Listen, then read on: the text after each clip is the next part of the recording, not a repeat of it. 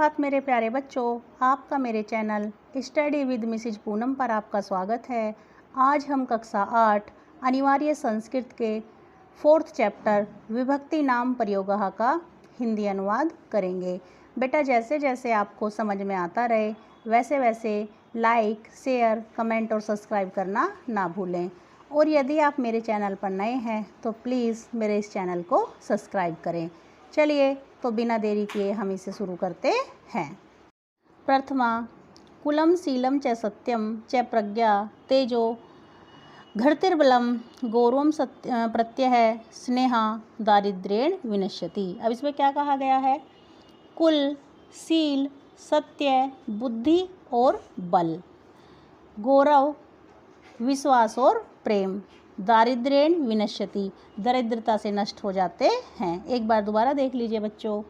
कुल, शील, सत्य, बुद्धि और बल, गौरव, विश्वास और प्रेम दरिद्रता से नष्ट हो जाते हैं।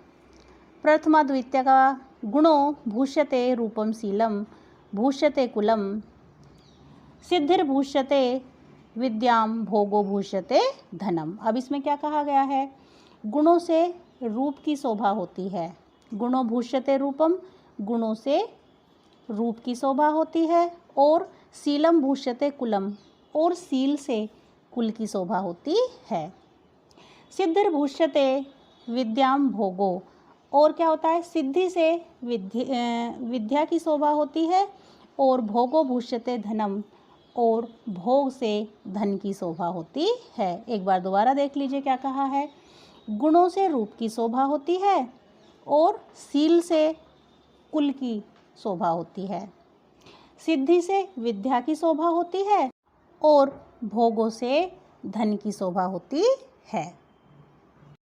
मृगः मृगः साकम अनुवर्जन्ति गावश्च गोभिस्तु उरंग अस्तु रंगे मूर्खश्च मूर्खे है सुधिय है सुधी भी है समान शील व्यवसनेषु सख्यम। अब क्या कहा गया है बच्चों? मृगः, मृगः माने होता है बेटा हिरन। हिरन के बच्चे हिरन के पीछे, और गाय के बच्चे गाय के पीछे, और घोड़े के बच्चे घोड़े के पीछे। मूर्खश्च मूर्खे, और मूर्ख के जो बच्चे होते हैं वो मूर्ख के पीछे। और विद्वान के बच्चे विद्वान के पीछे चलते हैं। एक बार दोबारा देख लीजिए। हिरन के बच्चे हिरन के पीछे, गाय के बच्चे गाय के पीछे, और घोड़े के बच्चे घोड़े के पीछे, मूर्खों के बच्चे मूर्खों के पीछे, और विद्वान के बच्चे विद्वान के पीछे चलते हैं। दानाय लक्ष्मी है सुकृताय विद्या चिंता परब्रह्मा विनिश्चयाय परोपकाराय वाचसी यस्य वंदस्य त्रिलोकी तिलकः स एव। अब इसमें क्या कहा गया है बच्चों? जिसकी लक्ष्मी दानाय लक्ष्मी, जिसकी लक्ष्मी दान के लिए, और सुकृत्याय विद्या, और जिसकी विद्या किसके? अच्छे कार्यों के लिए, और चिंता पर ब्रह्मा, और जिसकी चिंता उस पर ब्रह्मा परमेश्वर के लिए होती है। परोपकाराय वाचसी यश, और जिसकी वाणी परोपकार के लिए होती है। वो क्या होता है? वंदिनश्य त्रिलोकी तिलकः स एव, वो तीनों लोकों में अलंकार स्वरूप वंदनीय है। एक बार दोबारा देख लीजिए। जिसकी लक्ष्मी दान के लिए, जिसकी विद्या अच्छे कार्यों के लिए, और जिसकी चिंता परब्रह्म परमेश्वर के लिए होती है, और जिसकी वाणी परोपकार के लिए, वो तीनों लोकों में अलंकार स्वरूप वंदनीय है।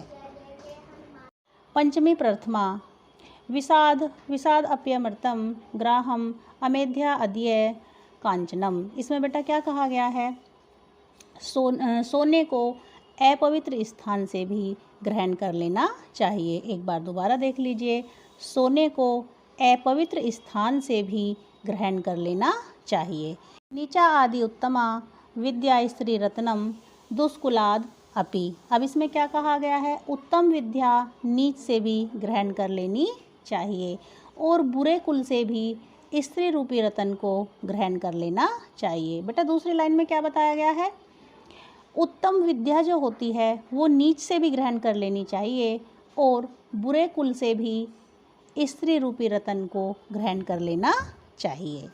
पष्टी प्रथमा हस्तस्य भूषणं दानं सत्यं कंठस्य भूषणं श्रोत्रस्य भूषणं शास्त्रम भूषणे किम प्रयोजनम। बेटा इसमें क्या कहा गया है, हाथ की शोभा दान से है और कंठ की शोभा सत्य बोलने से है, कान की शोभा शास्त्रों से है और ये जब ये सारी चीज़ें हमारे पास हैं तो फिर हमें आभूषणों का क्या प्रयोजन है। कहने का तात्पर्य ये है कि आभूषण हमारे किसी भी काम के नहीं हैं। सप्तमी उत्सवे व्यवसेन चैव दुर्भक्षे राष्ट्रविप्लवे राजद्वारे शमशाने च यथिष्ठति स बांधवः। अब इसमें क्या कहा गया है बेटा, उत्सव में व्यवसन में अर्थात कार्यों में, राष्ट्र पर विपत्ति में राज्य के दरबार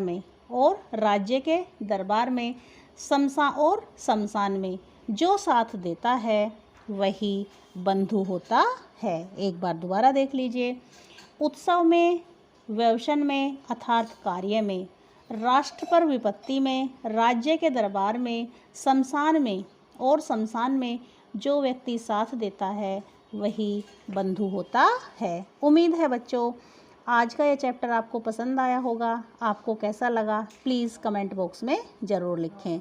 धन्यवाद।